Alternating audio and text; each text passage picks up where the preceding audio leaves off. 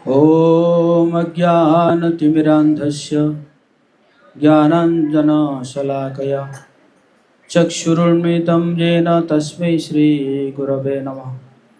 श्रीचैतन्यमनोभीष्टं स्थापितं येन भूतले स्वयं रूप कदा मह्यं ददाति स्वपदान्तिकम्। वन्देऽहं श्रीगुरो श्रीयुतपदकमलं श्रीगुरुन् वैष्णवांश्च श्रीरूपं साग्रजातं सहगणरघुनाथान्वितं तं सजीवम् साद्वैतं सावधूतं परिजनसहितं कृष्णचैतन्यदेवं श्रीराधा कृष्णपादा सहगणललिता श्रीविशाखान्वितांश्च। हे कृष्ण करुणा सिन्धु दीनबन्धु जगत्पते गोपेश गोपिकान्त राधाकान्त नमस्तुते। तप्त कांचन गौरांगी राधे वृंदावनेश्वरी वृषभानुसुते देवी प्रणमामि हरिप्रिये। वाञ्छाकल्पतरुभ्यश्च कृपा सिन्धुभ्येव च पतितानां पावनेभ्यो वैष्णवेभ्यो नमो नमः। जय श्री कृष्ण चैतन्य प्रभु नित्यानंद श्री अद्वैत गदाधर श्रीवासादि गौर भक्तवृंद। हरे कृष्णा कृष्णा कृष्णा हरे हरे, हरे राम राम राम हरे हरे। नमो ओं विष्णुपादाय कृष्ण पृष्ठाय भूतले श्रीमते भक्तिवेदांत स्वामिनिति नामिने। नमस्ते सारस्वती देवे गौरवाणी प्रचारिणे निर्विशेष शून्यवादी पाश्चात्य देशतारिणे। मूकं करोति वाचालं पङ्गुं लङ्घयति गिरिं यत्कृपातु वन्दे श्रीगुरुदिनतारिणे श्रीचैतन्येश्वरं परमानन्दमाधवम्। हरे कृष्णा। पीछे सबको आवाज आ रही है? कितने लोगों को नींद आ रही है? हाथ उठाइए।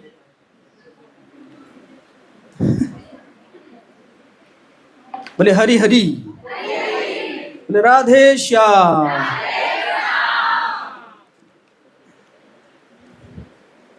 तो आज बहुत ही पवित्र दिन है। श्रीमती राधा रानी का आज आविर्भाव दिवस है।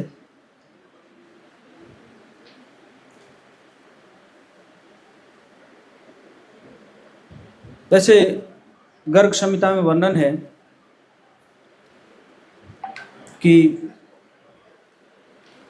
जब पृथ्वी माता बहुत परेशान हो जाती है क्योंकि पाप का भार बढ़ जाता है, तो पृथ्वी माता गो माता का रूप धारण करके ब्रह्मा जी के पास पहुंचती है।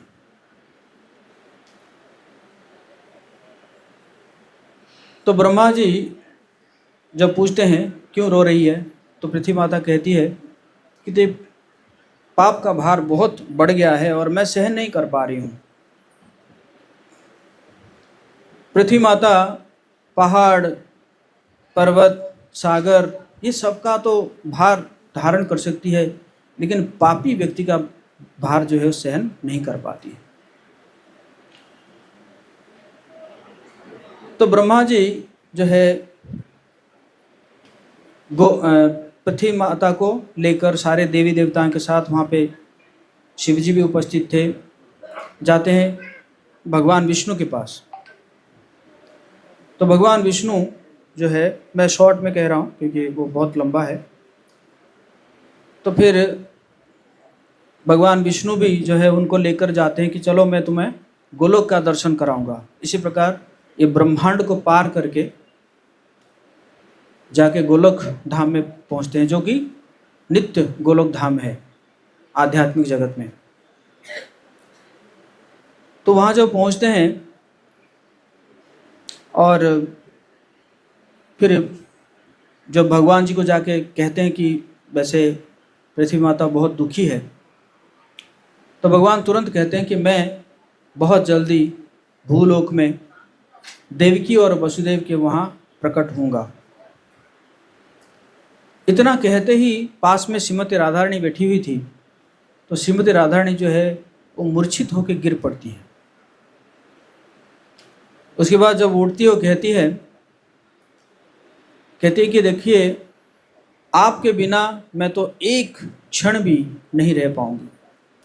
अगर आप भूल उग जाएंगे तो ये समझ जाइए कि मैं अपना प्राण खो दूंगी।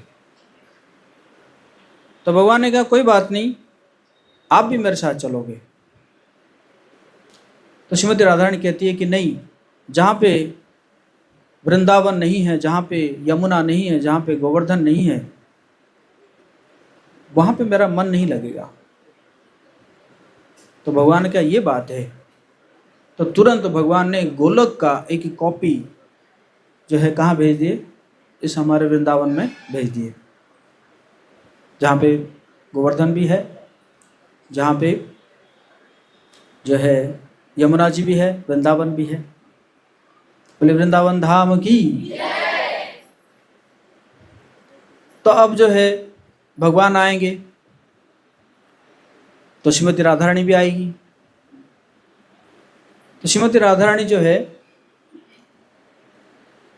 प्रकट होती है जब कई पुराण में अलग अलग वर्णन है, बट एक पुराण को अगर लिया जाए तो वृषभानु जब गए थे यमुना जी में स्नान करने के लिए गए थे, तो वहाँ पे एक कमल उनके शरीर में लगता है जिसमें 1000 पंखुड़ियाँ थी, और उस कमल के ऊपर जो है एक छोटी सी बच्ची जो है उसमें लेटी हुई थी, बहुत सुंदर थी।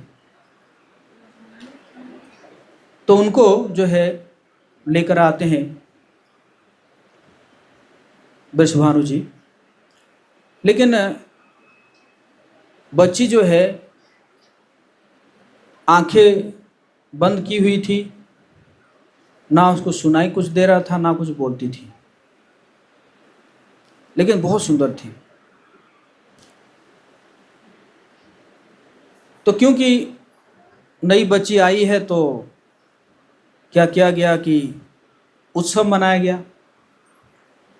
तो उत्सव मनाया गया तो आमंत्रण गया किनके पास, नंद बाबा के पास। तो नंद बाबा भी आए, यशोदा माता आई, और साथ में लाला भी छोटे थे वो भी आ गए। तो लाला आए, तो आने के बाद सब लोग ऐसे बैठ रहे हैं, चर्चा कर रहे हैं।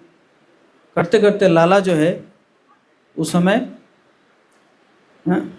ऐसे चढ़ तो नहीं पा रहे थे, ऐसे करते करते है ना पहुंच जाते हैं जिस पाल जो है पालकी में वो थी कौन, राधा रानी थी। और जाते हैं और जाके उसको पकड़ के खड़े हो जाते हैं, और खड़े हो जाते हैं। और श्रीमती राधा रानी जो है वहाँ से कह के आई थी, कहती अगर मैं आंखें खोलूंगी तो आपको ही देखूंगी, नहीं तो मैं आंखें खोलूंगी नहीं। तो श्रीमती राधा रानी लेटी हुई है, और जब भगवान खड़े हो जाते हैं तो भगवान जी का शरीर का एक सुगंध है। बोला हमारे शरीर में जैसे नहीं है, अभी है ना थोड़ा सा पसीना हो जाता है तो बदबू निकलता है, लेकिन भगवान जी के शरीर में क्या है, एक सुगंध है। और उस सुगंध को कौन पहचानती है, राधा रानी पहचानती है।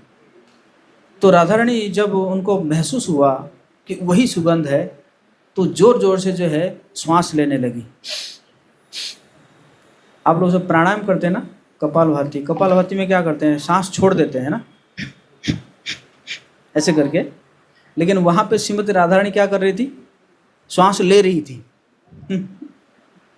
और करते करते जो है वो क्या करते हैं कि आंखें खोल देती है, और जैसे ही आंखें खोल देती है तो किन को देखती है, श्याम सुंदर को देखती है। और जैसे ही श्याम सुंदर को देखती है तो तुरंत मुंह भी खुल जाता है, अभी तक मुंह बंद था, कुछ बोलती नहीं थी, मुंह भी खुल जाता है और हंसने लगती है। और उसको जो श्याम सुंदर का जो जो भी बोल रहे हैं वो सुन भी लेती है ना। तो इसी प्रकार वहाँ पे श्रीमती राधा रानी जो है आज के दिन ऐसे प्रकट होती है। लेकिन कई लोग जो है वो क्या कहते हैं कि श्रीमती राधा रानी का तो कोई इतिहास में प्रमाण नहीं है, भगवान जी के साथ राधा रानी को क्यों रखा जाए।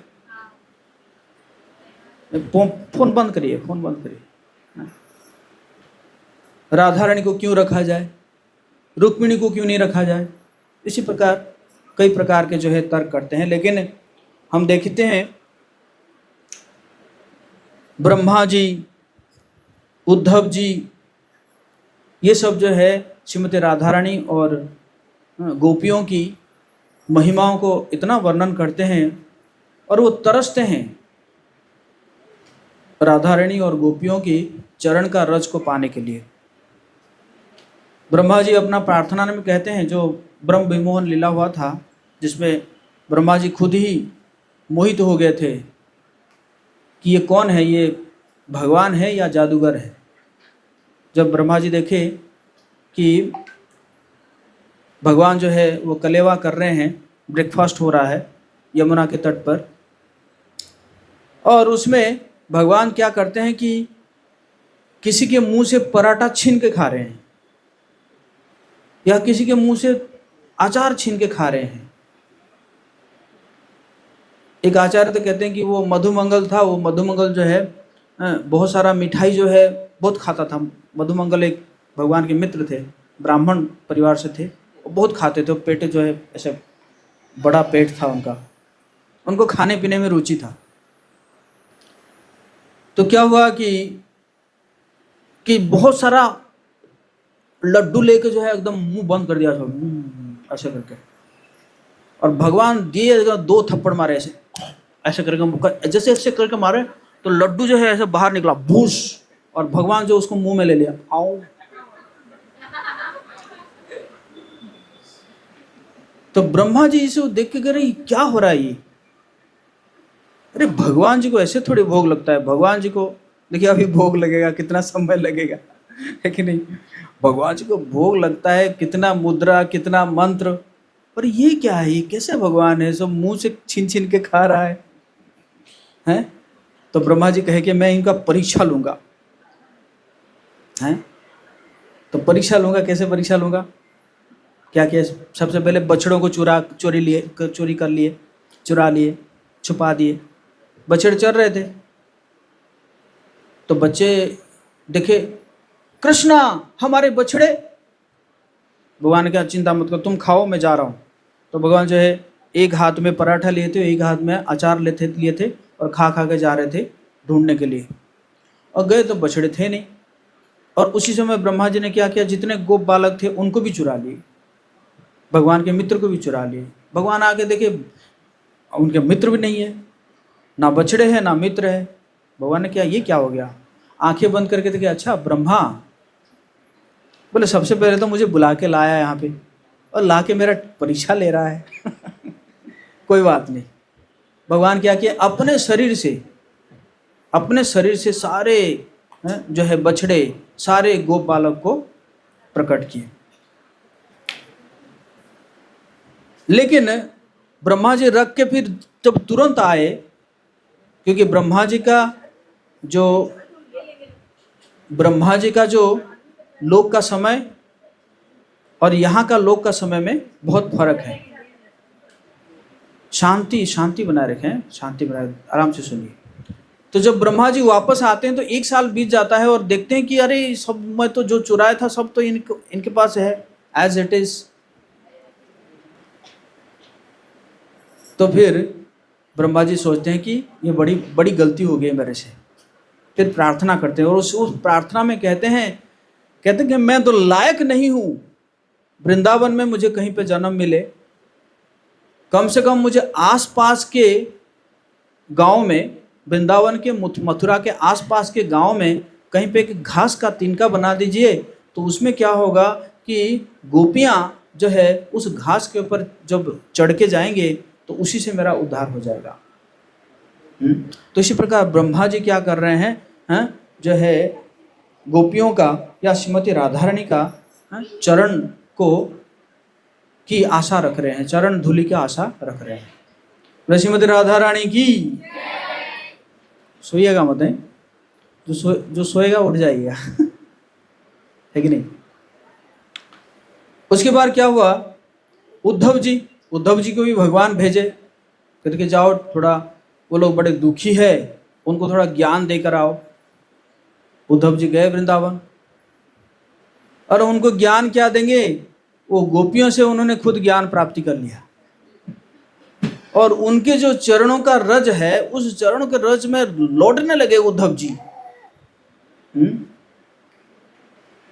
जब आए तो गए थे कृष्ण का भजन करते करते, और जब आ रहे हैं गोपियों का भजन कर रहे हैं, श्रीमती राधा रानी का भजन कर रहे हैं। तो इस प्रकार हम देखते हैं, और भी हम देखते हैं, शंकराचार्य, नेम्बार का आचार्य, बल्लभाचार्य, श्रीमान चैतन्य महाप्रभु, रूप गोस्वामी, जीव गोस्वामी, ये सब जो है किनकी गुणगान कर रहे हैं, श्रीमती राधा रानी का गुणगान कर रहे हैं और गोपियों का गुणगान कर रहे हैं। तो श्रीमती राधा रानी को कहा जाता है कि भाव स्वरूपा, अर्थात हमारे अंदर कुछ भी अगर भक्ति है तो वो भक्ति जो है वो राधा रानी का ही प्रकाश है, समझ लीजिए। तो कितना प्रेम करती है राधा रानी भगवान से, कितना प्रेम करती है, उसका तुलना नहीं किया जा सकता। एक समय में जब भगवान जो है विलंब कर देते हैं, राधा रानी को मिलने के लिए आने के लिए विलंब कर देते हैं, तब जब विलंब कर देते हैं तो राधा रानी बहुत दुखी हो जाती है, और राधा रानी का जो दुख है उस दुख को ललिता संभाल नहीं पाती है, ललिता सहन नहीं कर पाती है। कई बार तो ललिता जो है ना भगवान जी को बहुत डांटती है, भगवान जी को बहुत डांटती है। एक बार तो श्राप भी दे दी ललिता ने, जिस प्रकार तुमने श्री राधा को जो है तड़पा रहे हो ना, मैं तुम्हें श्राप देती हूँ, तुम जो है एक समय में भिखारी बनकर कमंडलू पे जो है लेकर घर घर द्वार नगर नगर भटकते रहोगे। और उस श्राप का परिणाम कौन हुआ, श्रीमान चैतन्य महाप्रभु आए, भगवान कृष्ण जो है श्रीमान चैतन्य महाप्रभु बन के आए। तो ललिता जो है वो सहन नहीं कर पाती है, बहुत डांटती है भगवान जी को। भगवान जी कई बार जो है ना हाथ जोड़ते हैं ललिता के पास। तो जो भी है, एक दिन ऐसे हुआ तो ललिता ऐसे सलाह देती है कि आप कृष्ण को छोड़ क्यों नहीं देती। तो फिर वहाँ पे श्रीमती राधा रानी ये श्लोक उच्चारण करती है, आश्लिष्यवा पादरतां पिनस्तु माम अदर्शनान् मर्महतां करोतु वा यथा तथा या विद्धातु लंपटो मत प्राणनाथस्तु स्वयं नापरः। क्या कह रहे हैं, कह रहे हैं कि वो मेरा ऐसा स्वामी है कि चाहे वो मेरा आलिंगन करे अथवा मुझे दर्शन ना देकर मरमाहत करे, अर्थात मुझे किक आउट कर दे। ये चुप रहिए बच्चे, अगर चुप नहीं रहना तो बाहर निकाल दूंगा। तो या तो आप वो मेरा आलिंगन करे, या तो क्या करे, या तो जो है मुझे किक कर दे। फिर भी वो कुछ सब कुछ करने में पूर्ण स्वतंत्र है। मैं जानती हूं वो कि वो लंपट है, फिर भी वो सब कुछ करने में पूर्ण स्वतंत्र है। क्यों? क्योंकि वो मेरे परम आराध्य है, वो मेरे परम स्वामी है। और वहां पे श्रीमती राधा रानी 3 चीज का उदाहरण देती है। एक पतिव्रता स्त्री के बारे में उदाहरण देती है, जो कि सत्य है, जो कि हमारे शास्त्रों में लिखी गई है। एक पतिव्रता स्त्री का जो पति है, उस पति को कोढ़ का बीमारी हो जाता है। तो कोढ़ का बीमारी हो जाता है, तो फिर भी पत्नी जो है उसको त्याग नहीं करती है और उसकी जो है निरंतर सेवा करती रहती है, सेवा करती रहती है। लेकिन उस पति के हृदय में एक बार काम वासना आता है। देखिए, ये काम वासना है या ये जो अनर्थ है, ये किसी बीमारी से नहीं जाने वाला है, या कोई अगर बूढ़ा हो जाए, एकदम उसका अंग इंद्रियां शिथिल भी पड़ जाए, फिर भी ये अनर्थ नहीं जाने वाले हैं। ये अनर्थ सिर्फ किससे जाएंगे? सिर्फ भक्ति करने से अनर्थ जाते हैं। तो हालांकि कोढ़ का बीमारी है उसको, फिर भी उसके मन में काम वासना आया और उसने क्या इच्छा किया? उसने इच्छा किया कि उस गांव में एक सुंदरी वेश्या थी और उसके मन में यह आशा आया कि मैं जो है उस वेश्या का संग करूं। ये एकदम सही बात है, ये कोई काल्पनिक बात नहीं है, ये हमारे शास्त्रों में लिखा गया और उसको श्रीमती राधा रानी जो है ललिता को कह रही है। अब उसकी पत्नी को कहा, उसको पति जिसको कोढ़ का बीमारी हुआ था, उसने पत्नी को कहा कि मैं जो है उस वेश्या का संग लेना चाहता हूं। तो उसकी पत्नी जाती है उस वेश्या के पास और जाके उसको प्रार्थना करती है कि मेरा पति जो है तुम्हारा संग चाहते हैं। तो वेश्या तुरंत ठुकरा देती है, अरे वो मैं कितनी सुंदरी हूं और वो कोढ़ का बीमारी है उसको, तो ठुकरा देती है कि नहीं। लेकिन ये जो पतिव्रता पत्नी थी, ये रोज जाती है और उस वेश्या के घर में सेवा करती है। हालांकि थी ब्राह्मणी होते हुए भी उस वेश्या के घर में जाके रोज सेवा करती है। कहीं पे बर्तन मांज देती है, झाड़ू पोछा लगा देती है, कुछ नहीं लेती है वेश्या से। कई दिनों तक सेवा किया उसने। फिर उस वेश्या के हृदय में दया आता है, तो उसने कहा कि क्या चाहिए तुम्हें? नहीं, बस एक बार जो है आप मेरे पति का इच्छा को पूरा करिए। तो फिर वेश्या कहती है कि देखो, मैं तो तुम्हारे घर नहीं जाऊंगी, तुम्हें उसको लेकर मेरे पास आना पड़ेगा। क्योंकि उसको डर था, अगर किसी को पता चल गया कि ये वेश्या जो है उस कोढ़ का व्यक्ति का संग किया है, तो और कोई आएगा नहीं उसके पास, कोई और ग्राहक आएंगे नहीं। तो पत्नी कहती है ठीक है। तो रात का समय है, अब तो रात को लेकर जाएगी, दिन में तो नहीं लेकर जा सकती। रात का समय है, पत्नी ने क्या किया, पति को अपने कंधे पर लेकर उठा के लेके जा रही है उस वेश्या के पास। उसी समय क्या हुआ, उसी समय कुछ सिपाही, कुछ चोर भाग रहे थे। तो सिपाही उनके पीछे भाग रहे थे। तो चोर जो है जाके किसी संत के आश्रम में छुप गए। तो छुप गए, तो ये जो सिपाही जा रहे थे, तो जाते जाते क्या किए, सोचे कि शायद यही चोर है, वो संत को चोर समझ के उस संत को जो है लेकर आ रहे हैं। और उसी समय ये भी लेके जा रही है, अपने कंधे पर लेके जा रही है। अंधेरा था और उसी अंधेरे में उस संत के शरीर में ये इसका जो पति था, इसका पति का पैर लग जाता है। तुरंत संत जो है वो श्राप दे देते हैं कि कल सूर्योदय होते ही जिसका पैर मेरे शरीर में लगा है उसकी मृत्यु हो जाएगी। अब जैसे ही ये जो उस पतिव्रता पत्नी को पता चलता है, तो उसका तो एकदम मतलब हालत खराब हो जाता है। बोलो कितना प्रेम करती थी वो। तो वो वहीं पे बैठ जाती है। वो कहती है कि अगर जीवन भर मैंने अपने पति के अलावा और किसी पुरुष का स्मरण की नहीं होंगी, तब सूर्योदय कभी होगा ही नहीं आज से।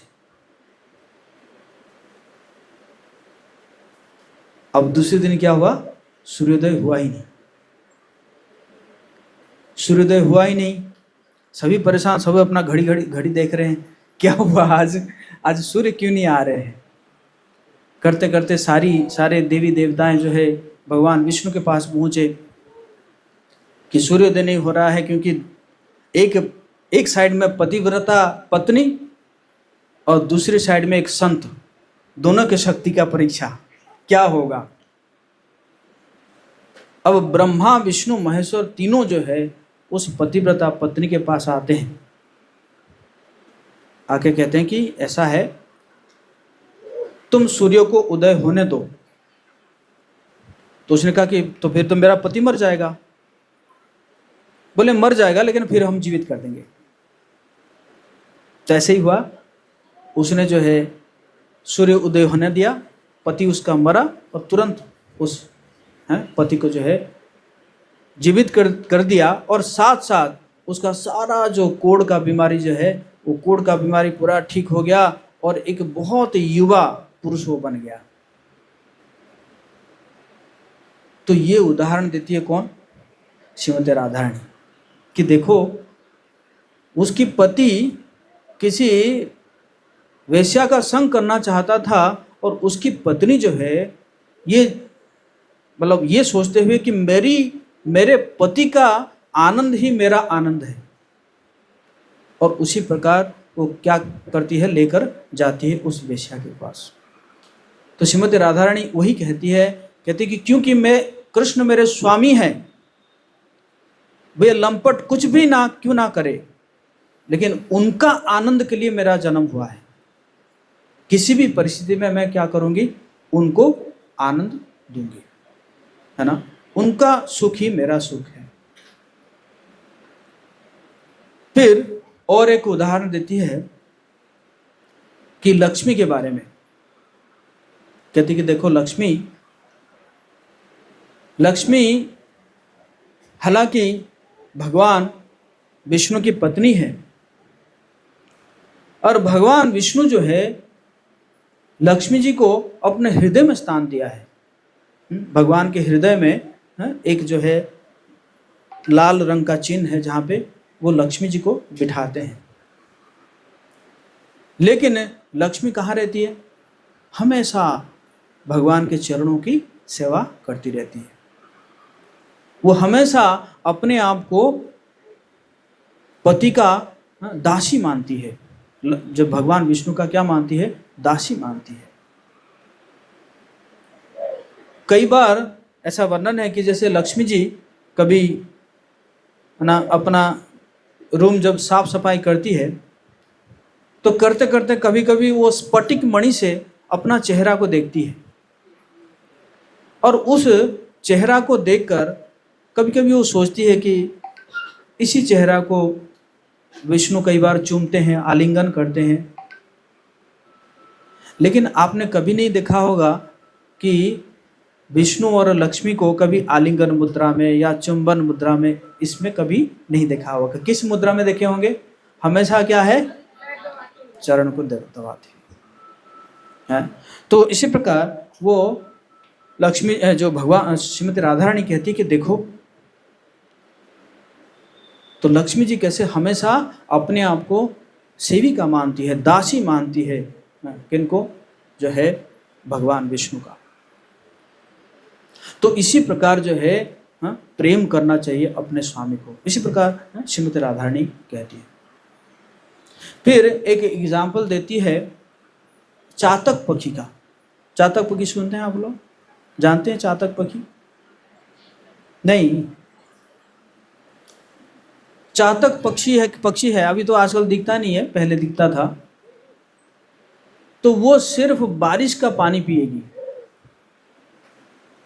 कुछ भी हो जाए वो, है ना, जमीन का पानी नहीं पीती है।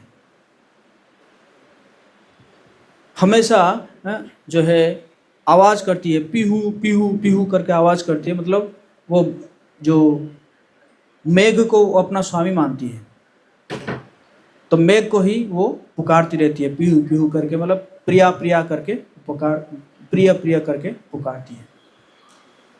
और वो बाकी कोई भी पानी नहीं पीती है। हमेशा वो क्या करेगी, एकदम जैसे बारिश होगी तो बारिश होगी तो वो अपना मुंह खोलेगी, बारिश का पानी ही पिएगी और कभी भी और कोई पानी नहीं पिएगी।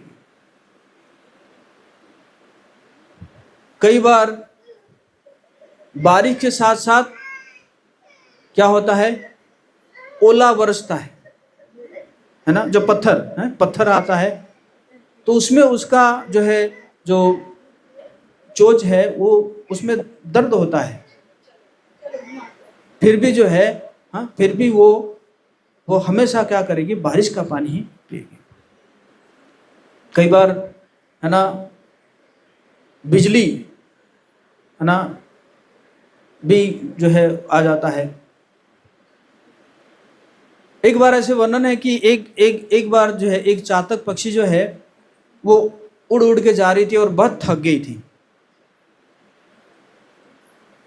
तो जब थक गई थी तो एक पेड़ में कुछ चिड़िया बैठे हुए थे और वो चिड़िया बैठे थे, उन्होंने बोला आ जाओ यहाँ पे थोड़ा बैठ के थोड़ा आराम करके जाओ, आ जाओ। लेकिन चातक ने देखा कि ये जो पेड़ है, ये पेड़ जो है वो नदी के किनारे है और ये पेड़ जो है वो नदी का पानी पिया है, मतलब नदी का पानी से ही ये बढ़ा है, इसलिए मैं इसमें नहीं बैठूंगी। मतलब इतना स्ट्रांग है कि नहीं। ओनली वन, एक हो कुरुनंदना। तो इसी प्रकार जो है चातक पक्षी जो है उसमें नहीं बैठती है, कहते नहीं, सिर्फ उस पेड़ में बैठूंगी जो पेड़ सिर्फ और सिर्फ बारिश का पानी पिया होगा, बारिश के पानी से बढ़ा होगा। एक बार क्या हुआ कि जो है उसको बहुत दर्द हुआ और गिर रहा है, तो गिर रहा है तो नीचे देखा गंगा जी है, मतलब उसका मृत्यु है, गिर रहा है, नीचे क्या है, गंगा जी है। फिर भी उसने अपना चोंच को ऊपर कर दिया कि गंगा जी का पानी भी मेरे मुंह में ना जाए। मतलब मृत्यु के समय में भी गंगा जी का पानी को भी वो रिजेक्ट कर देती है। तो कहने का मतलब है चातक जो है वो कितना प्रेम करती है किसको, मेघ को, मेघ को कितना प्रेम करती है कि और कुछ नहीं। तो इसी प्रकार श्रीमती राधा रानी कहती है कि हमारा जो है अपने स्वामी के प्रति इसी प्रकार प्रेम होना चाहिए जिसका प्रेम जो है चातक पक्षी मेघ को करती है, या उस पतिव्रता पत्नी के बारे में उदाहरण देती है, या जो है लक्ष्मी के बारे में उदाहरण देती है। तो इसी से पता चलता है कि श्रीमती राधा रानी जो है वो कितना प्रेम करते हैं, प्रेम करती है किनको, भगवान जी को। तो ललिता पूछती है कि अच्छा अगर ऐसा है तो कभी कभी तुम तो अभिमानी है ना, मान करती हो, ऐसा क्यों? अगर वो तुम्हारे स्वामी हैं, अब कभी कभी देर भी आते हैं तो कभी कभी तुम तो मान भी करती हो, फिर तो वो तुम्हें मनाते हैं, तो ऐसा क्यों? तो श्रीमती राधा रानी कहती है कि वो भी मैं उन्हीं के लिए करती हूँ क्योंकि ये भी एक प्रेम का अंग है। मान करने से उनका प्रेम और उनका आनंद और बढ़ जाता है, इसीलिए मैं मान करती हूँ। मैं मान मेरे अपने लिए नहीं करती हूँ, इसलिए करती हूँ उनका आनंद को बढ़ाने के लिए मैं इस प्रकार मान करती हूँ। कई बार तो जो है श्रीमती राधा रानी इतनी मान करती है कि भगवान जो है कहते हैं कि देखो हिरण्यकशिपु और हिरण्याक्ष को मारते वक्त भी इतना है ना, इतना जो है शक्ति नहीं अपजय हुआ था मेरा, जितना तुम्हारा मान भंजन करने में जा रहा है। या जब समुद्र मंथन हो रहा था, इतना बड़ा जो मंदराचल पर्वत मेरे ऊपर जो घिसा जा रहा था, उसमें भी मुझे इतना मेहनत नहीं हुआ था, है ना, जितना जो है तुम्हारा मान भंजन करने में लग रहा है। तो वो श्रीमती राधा रानी कहती है क्या है कि ये भी जो है मैं कृष्ण को आनंद प्रदान करने के लिए ही ये करती हूँ। तो इसी प्रकार जो है श्रीमती जो है राधा रानी की महिमा है। और श्रीमती राधा रानी का जो महिमा है उसको कौन वर्णन करते हैं? सारे सुखदेव गोस्वामी और जितने भी बड़े बड़े मुनि ऋषि है, जैसे 4 कुमार, चारों ब्रह्मचारी है कि नहीं, लेकिन फिर भी वो क्या करते हैं, श्रीमती राधा रानी का महिमाओं को जो है वो वर्णन करते हैं, है ना। तो इसी प्रकार जो है राधा रानी का बहुत ही जो है प्रेम है भगवान कृष्ण के प्रति। और वही प्रेम को आस्वादन करने के लिए कौन आए? भगवान कृष्ण खुद आए, श्रीमान चैतन्य महाप्रभु बनकर। जब एक बार क्या हुआ कि कलयुग के प्रारंभ में नारद मुनि क्या करते हैं कि सबको सोचे कि थोड़ा प्रचार करते हैं, लोगों को जो है भगवान का नाम सुनाते हैं। लोग तो इसी में व्यस्त है कि विवाह, व्रत या ये उत्सव वो उत्सव में व्यस्त है। भक्ति धीरे धीरे जो है ना छूट जा रहा है, भक्ति के प्रति लोग उन्मुख नहीं हो रहे हैं। तो उन्होंने अपना वीणा बजा के भगवान का नाम लिए और कलयुग के जीवों को दिखाते हुए कि रो रहे हैं, नाच रहे हैं, बालू में लौट रहे हैं। लेकिन लोग कुछ समझ नहीं पाए। लोग कह रहे ये पागल हो गया क्या, ऐसे क्यों हो रहा है ये, है ना। कई बार जो है भक्त जब नाचते हैं ना भगवान का नाम कीर्तन करके, हरे कृष्णा कृष्णा कृष्णा हरे हरे, हरे राम राम राम। कई बार जो भगवान का नाम लेते हुए कीर्तन करते हुए लोग नाचते हैं, भक्त जब नाचते हैं, बाहर के लोग कहते हैं कि कैसे नाच रहे हैं, शायद कुछ पिए हुए हैं शायद कुछ पिए हुए हैं। क्योंकि उनको लगता है कि भाई बिना पिए तो कोई नाच ही नहीं सकता, उनको ऐसा लगता है। एक बार ऐसे हुआ, एक बार रशिया के सी बीच में कुछ लोग जो है भक्त लोग जो है कीर्तन कर रहे थे, नाच रहे थे। तो उसमें कुछ लोग ऐसे आ गए, कहते तुम लोग क्या नाचोगे, घास पूछ खाने वाले तुम लोग हो, मतलब घास पूछ खाने वाले में शाकाहारी हो तुम लोग, क्या नाचोगे तुम हमारे सामने। तो भक्तों ने कहा ठीक है आप भी नाचिए। तो नाचे, बहुत नाचे, आधा 1 घंटा में सब खत्म हो गया और बैठ गए। लेकिन भक्त लोग जो नाचे जा रहे हैं 2 घंटा 3 घंटा 4 घंटा नाचे जा रहे हैं। फिर वो समझ गए कि इनका शक्ति और कुछ है, इनका नशा और कुछ है कि नहीं।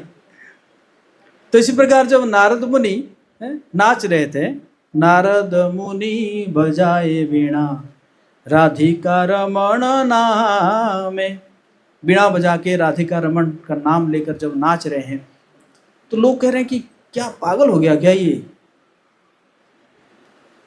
तो नारद मुनि कहे कि यार ये कैसे इनको समझाए। तो नारद मुनि जो है जाते कि ना, भगवान जी को शायद खुद आना पड़ेगा। तो जाके कहाँ पहुँचते हैं, द्वारका में पहुँच जाते हैं। ये वाला द्वारका नहीं, ऊपर वाला द्वारका, ऊपर वाला द्वारका में पहुँचते हैं। और उस समय द्वारका का क्या सीन है, द्वारका का ये सीन है कि भगवान जो है रुक्मिणी माता के महल में आ रहे हैं।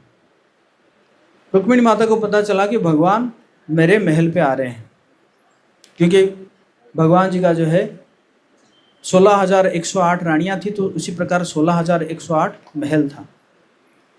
तो रुक्मिणी माता को जो पता चलता है तो रुक्मिणी माता जो है बहुत सुंदर एकदम साफ सफाई करके रखती है। हालांकि बहुत सारी दासियां हैं, लेकिन खुद अपने हाथों से सारा कुछ कोना वो साफ करती है।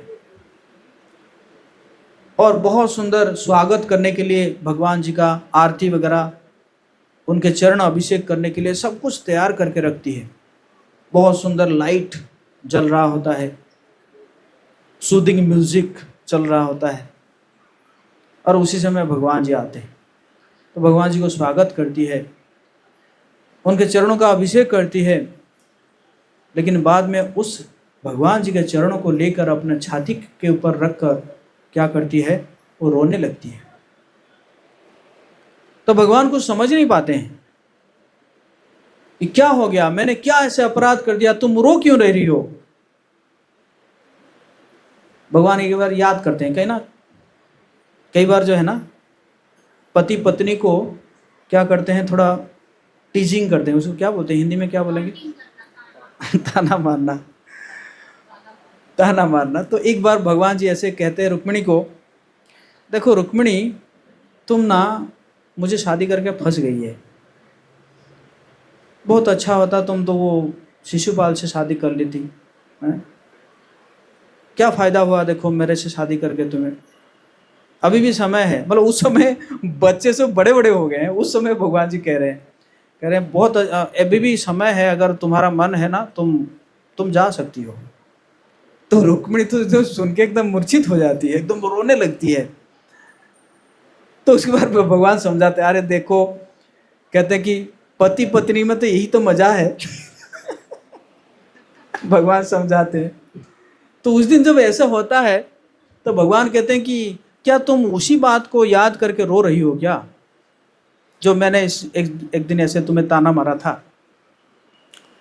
तो रुक्मिणी कहती नहीं नहीं नहीं, मैं आपके चरण के लिए ही रो रही हूं।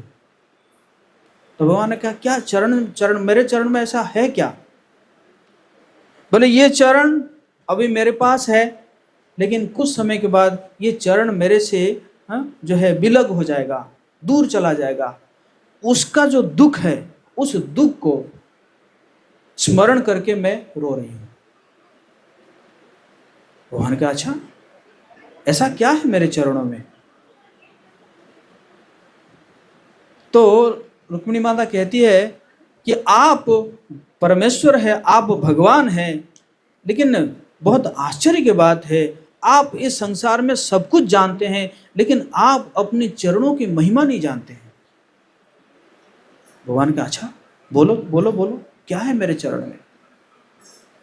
फिर रुक्मिणी माता जो है वो चरण की व्याख्यान करती है, कैसे जो है इन्हीं चरणों को लक्ष्मी जी सेवा करती है, या इन्हीं चरणों को जो है भक्त अपने हृदय में धारण करते हैं। और कहते कहते कहते कि आप अपने चरणों की महिमा तब जान पाएंगे जब आप अपने हृदय में राधा भाव को विकसित करेंगे, क्योंकि राधा ही एक व्यक्ति है जो कि सबसे ज्यादा आपके चरणों की महिमा के बारे में जानती है। बोले श्रीमती राधा रानी की, राधाष्टमी महामहोत्सव की।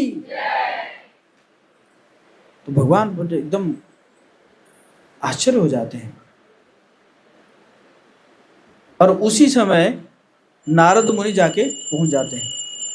नारद मुनि जो है, जैसे मैंने बोला था, जाके पहुंच जाते हैं। और पहुंचने के बाद तो नारद मुनि बड़े परेशान नजर आते हैं। भगवान कह रहे हैं क्या बात है नारद मुनि, देखो परेशान तो गृहस्थ लोग होते हैं, है कि नहीं। अब तुम तो एक संत हो, तुम तो मुनि हो, तुम तो वैरागी हो, है कि नहीं। तो तुम क्यों परेशान हो, है कि नहीं। मतलब जैसे गृहस्थ लोगों का टेंशन रहता है ना अरे देखो टमाटर 100 किलो 100 रुपये किलो हो गया है कि नहीं, या दाल का रेट बढ़ गया है, बच्चे जो है बच्चों की शादी नहीं, विवाह नहीं हो पा रहा है, या नौकरी नहीं लग रहा है, तो इसीलिए परेशान। तुम किस चीज़ में परेशान हो? तो नारद मुनि कहते हैं कि क्या कहूँ, मैं गया था आपके नाम का प्रचार करने के लिए, लेकिन कलयुग में कोई सुनने के लिए तैयार नहीं है, इसलिए आपको ही चलना पड़ेगा कलयुग में। तो फिर भगवान कहते हैं, हाँ अभी मैंने सुना है, रुक्मिणी से सुना है मैंने अपने चरण का महत्व, अपने भक्ति का महत्व, इसलिए मैं कलयुग में जाऊंगा। किस रूप में? चैतन्य के रूप में जाऊंगा। बोले श्रीमान चैतन्य महाप्रभु की।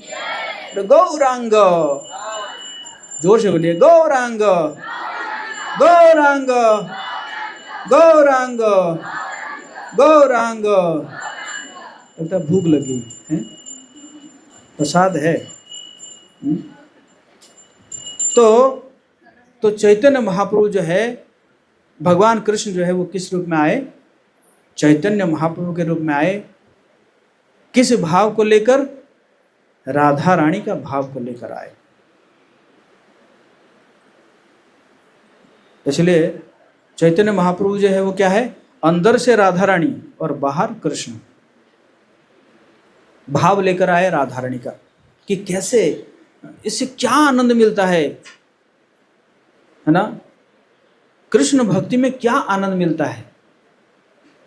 क्योंकि देखिए, एक गुलाब जामुन है, गुलाब जामुन को अगर हम खाएंगे तो हमें तो अच्छा लगेगा, आनंद मिलेगा, पर गुलाब जामुन को कौन सा आनंद मिलेगा? है कि नहीं? गुलाब जामुन को कुछ आनंद मिलेगा? तो वही भगवान सोच रहे हैं, अरे ये सब मेरी भक्ति करके एकदम बड़ा आनंद में रहते हैं और मैं घाटे में जा रहा हूँ, है कि नहीं? तो इसी कारण जो है भगवान आते हैं चैतन्य महाप्रभु के रूप में, लेकिन किस रूप में आते हैं? गौरांग, गोरा अंग। और राधा रानी कौन है? गौरांगी, तप्त कांचन गौरांगी। गौरांगी का भाव लेकर कौन आते हैं? गौरांग आते हैं। बोले गौरांग महाप्रभु की। और जब गौरांग के रूप में आते हैं, फिर वो जो कृष्ण भक्ति को आस्वादन करते हैं। और देखा जाए तो कुछ आचार्य तो कहते हैं कि राधा रानी का भाव को भी कृष्ण जो है पचा नहीं पाते हैं। राधा रानी का जो महाभाव है, उस भाव को भी भगवान कृष्ण जो है चैतन्य महाप्रभु के रूप में पचा नहीं पाए। कैसे? कभी कभी महाप्रभु जो है ऐसे नाचते हैं, ऐसे नाचते हैं, एकदम कूद जाते हैं, और जब गिरते हैं तो उनके शरीर से सारा जो अंग जो है वो छूट जाता है, एक दूसरे से छूट जाता है। जैसे ये अंग यहाँ से छूट गया, ये यहाँ से छूट गया, इसी प्रकार हो जाता है? कभी कभी ऐसा लगता है कि जैसे शरीर में जान है ही नहीं, है ना? तो इसी प्रकार जो है चैतन्य महाप्रभु जो है, भगवान कृष्ण चैतन्य महाप्रभु के रूप में आते हैं और राधा रानी का भाव को लेकर आते हैं। और हमेशा क्या कहते हैं? अमार कृष्ण कुथाय, मेरा कृष्ण कहाँ है, मेरा कृष्ण कहाँ है? एक समय में वो ऐसे कह रहे हैं, अमार कृष्ण कुथाय, मेरा कृष्ण कहाँ है, मेरा कृष्ण कहाँ है? तो गदाधर ने कहा कि आपके हृदय में तो है। तुरंत नाखून लगा के लगते हैं छाती को चीरने के लिए। फिर गदाधर उनको संभालते हैं, कहते हैं नहीं नहीं नहीं, आ रहे हैं, कृष्ण आ रहे हैं, आप चिंता मत कीजिए, कृष्ण आ रहे हैं, है ना? तो इसी प्रकार जो है श्रीमती राधा रानी का भाव को जो है भगवान कृष्ण आते हैं, चैतन्य महाप्रभु के रूप में आते हैं, है ना? और जब जगन्नाथपुरी में रथ यात्रा होता है जगन्नाथ जी का, और उसके सामने महाप्रभु नृत्य करते हैं। कीर्तन में कई टोली बनाते हैं, लगभग 8 टोली बनाते हैं, आगे, दोनों साइड में, पीछे। और उस टोली में महाप्रभु नृत्य करते हैं, और एक समय में 8 टोली में महाप्रभु नृत्य कर रहे हैं। लेकिन उस जो टोली जो है उसको वो समझ रहा है कि हमारे टोली में ही चैतन्य महाप्रभु है, दूसरे टोली में नहीं है। किस भाव से कि जैसे एक समय में कुरुक्षेत्र से भगवान कृष्ण को राधा रानी और गोपियां महाभारत युद्ध के बाद उनको रथ के ऊपर से खींच कर लेकर चले गए थे, कहाँ? वृंदावन। उसी लिए रथ यात्रा है ना, हर साल होता है। तो उसी प्रकार जब जगन्नाथ जी जाते हैं तो उनके सामने जो है चैतन्य महाप्रभु नृत्य करते हैं। किस भाव में? गोपी के भाव में, श्रीमती राधा रानी के भाव में नृत्य करते हैं। अर्थात श्री मंदिर से रथ को खींच कर लेकर जाते हैं, कहाँ पे? गुंडीचा। गुंडीचा जो क्या है, वो है वृंदावन। और जो श्री मंदिर है वो श्री मंदिर है द्वारका या कुरुक्षेत्र, है ना। तो इसी प्रकार जो है श्रीमती राधा रानी जो है वो क्या है, भगवान जी को इतने प्रिय है। और वो क्या करती है कि भक्तों को वो रिकमेंड करती है भगवान जी के पास। देखो ये जो है ना, ये मेरे से भी बड़ा भक्त है। तो भगवान जी हंस देते हैं। भगवान जानते हैं कि इन राधा रानी से बड़ा भक्त कोई हो ही नहीं सकता। क्यों? लेकिन राधा रानी क्योंकि किसी को रिकमेंड करती है तो फिर भगवान जो है उनको ग्रहण करते हैं। उसी प्रकार हम सब का प्रार्थना होना चाहिए श्रीमती राधा रानी के प्रति कि राधा रानी हमें भी जो है रिकमेंड करें भगवान जी के पास, हमें भी रिकमेंड करें। उनके द्वारा ही क्या हो सकता है कि हमारा थोड़ा बहुत जो उनका जो प्रेम है भगवान जी के प्रति, उसमें अगर एक छोटा सा कण भी हमारे हृदय में आ जाए तो भी जो है हमारा जीवन जो है सफल हो जाएगा, है कि नहीं। तो इसी प्रकार जो है राधा रानी बहुत प्रिय है भगवान जी को। इसलिए आप देखिए हमेशा राधा रानी का नाम ही आता है कृष्ण से पहले, है ना। राधा कृष्ण, राधा श्याम सुंदर, राधा वृंदावन चंद्र, राधा गोपीनाथ। क्यों?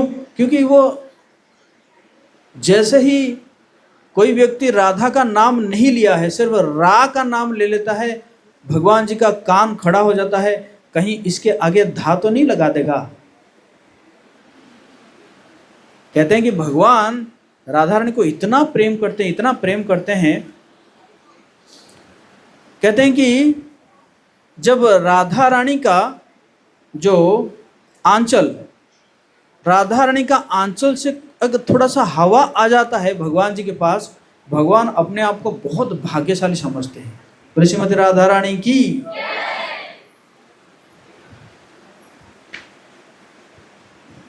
राधा रानी जब भगवान जी के पास होती है तो भगवान जी समझते हैं कि ये सारा, जैसे फॉर एग्जाम्पल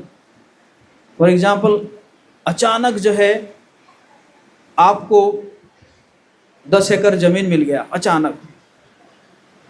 मतलब कहने में क्या जा रहा है